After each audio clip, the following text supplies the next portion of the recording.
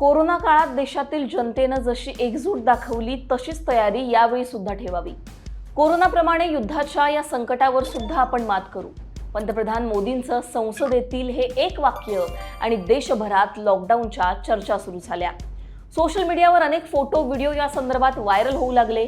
Lockdown लागण्याच्या भीतीनं लोक पेट्रोल पंपावर रांगा लावू लागले। पण असं खरंच होणार आहे का? लोक पॅनिक एवढे का होऊ लागले? मोदींनी कोरोना सारखं तयार राहा असं नेमकं का म्हटलं? आपल्याला तयारी नेमकी कशाची करायची आहे? युद्धाचे भारतावर पुढे कसे परिणाम होऊ शकतात? लॉकडाऊनच्या चर्चांवर केंद्र सरकारनं नेमकं काय स्पष्टीकरण दिलंय?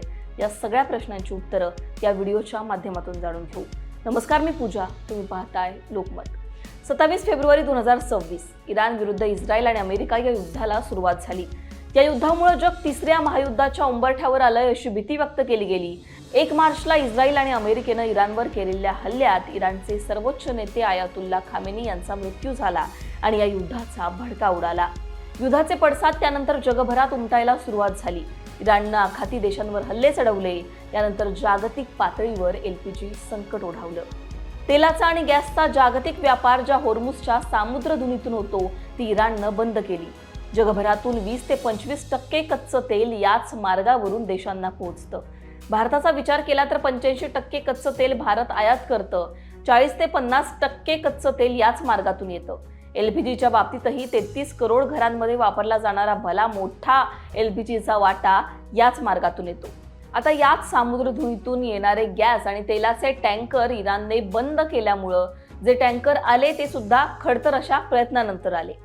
याचाच परिणाम म्हणून भारतात काय झालं तर एलपीजी त्याचबरोबर पेट्रोलचा पुरवठा मर्यादित झाला। जेवढा पुरवठा शिल्लक होता त्याचं व्यवस्थित नियोजन करण्यासाठी सरकारने कमर्शियल एलपीजी सिलेंडरचा सप्लाय कमी केला। त्यामुळे काय झालं तर हॉटेल व्यावसायिकांना कमी सप्लायमुळे अनेक पदार्थ मेन्यूमधून कमी करावे लागले। काही हॉटेल तर अनेक व्यावसायिकांना बंद सुद्धा करावे लागले। चुलीवरचं जेवण बनवण्याची वेळ अनेक हॉटेल व्यावसायिकांवर आली।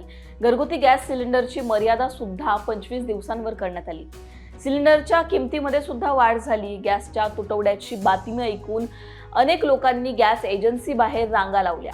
आंतरराष्ट्रीय बाजारात कच्च्या तेलाची किंमत ही $100 प्रति बॅरलवर पोहोचली। याचा अर्थ भारतीय तेल कंपन्यांना प्रत्येक लिटर पेट्रोल आणि डिझेलच्या विक्रीवर 48.8 रुपये नुकसान होतंय। या सगळ्या परिस्थितीनंतर सोमवारी लोकसभेत नरेंद्र मोदी यांनी भाषण केलं। कोरोनासारखं संकट तयार झाल्याचं मोदी म्हणाले। म्हणजे काय तर पश्चिम आशियातील युद्धामुळे तेलाचा एलपीजीचा साठा मर्यादित झालाय आणि त्यामुळेच कोरोनात ज्याप्रमाणे आपण एकजूट दाखवली तशीच एकजूट आता दाखवणं गरजेचं आहे असं मोदींनी म्हटलं। पण मोदींच्या या विधानाचा चुकीचा अर्थ लोकांनी सोशल मीडियावर लावला। गुगलवर पुन्हा एकदा लॉकडाऊन लागणार का असं मोठ्या प्रमाणात लोक सर्च करू लागले आणि लॉकडाऊनची एक अफवा जी आहे ती सोशल मीडियावर पसरली। आता या सगळ्यानंतर केंद्र सरकारने पुढे येत या सगळ्यांवर सरकारला स्पष्टीकरण द्यावं लागलं। या गंभीर परिस्थितीची दखल घेत केंद्रीय पेट्रोलियम मंत्री हरदीप सिंग पुरी यांनी एक्सवर एक पोस्ट केली आणि सरकारची भूमिका स्पष्ट केली। ते काय म्हणाले तर देशात लॉकडाऊन लागणार असल्याच्या बातम्या पूर्णपणे खोट्या आहेत। मी हे स्पष्ट करू इच्छितो की भारत सरकारकडे असा कोणताही प्रस्ताव सध्या विचाराधीन नाहीये।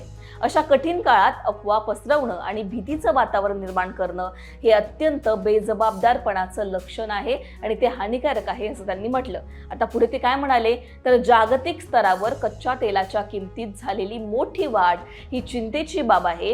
गेल्या महिनाभरात कच्चं तेल $70 प्रति बॅरलवरून थेट $122 वर पोहोचवल्याचं त्यांनी म्हटलेलं आहे।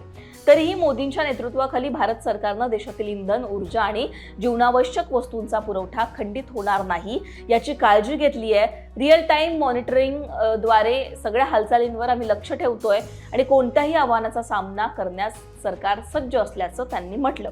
आता केंद्र सरकारने भारत कोणत्याही आव्हानाचा सामना करायला तयार असल्याचं जरी स्पष्ट सांगितलं असलं तरी लॉकडाऊनच्या चर्चा जरी फेटाळल्या असल्या तरी सुद्धा हे युद्ध जर पुढे असंच सुरू राहिलं तर त्याचा भारतावर नेमका काय परिणाम होऊ शकतो ते सुद्धा जाणून घेणं गरजेचं आहे।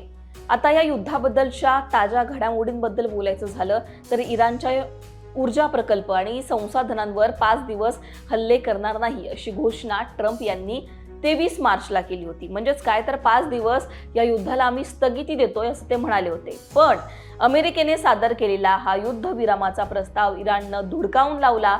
होर्मुझवरील आमचे सार्वभौमत्व आणि अधिकार तुम्ही मान्य करा, युद्धामध्ये जे नुकसान झालंय त्याची भरपाई द्या, अशी अटच घालणारा एक प्रस्ताव जो आहे तो इराणनं अमेरिकेला पाठवला अशी सुद्धा माहिती आहे. आता या सगळ्या घडामोडींमुळे हे युद्ध आणखी पेटणार असल्याचं स्पष्ट झालंय. त्याच्यामुळे भारत या युद्धाच्या संभाव्य परिणामांसाठी तयार आहे का?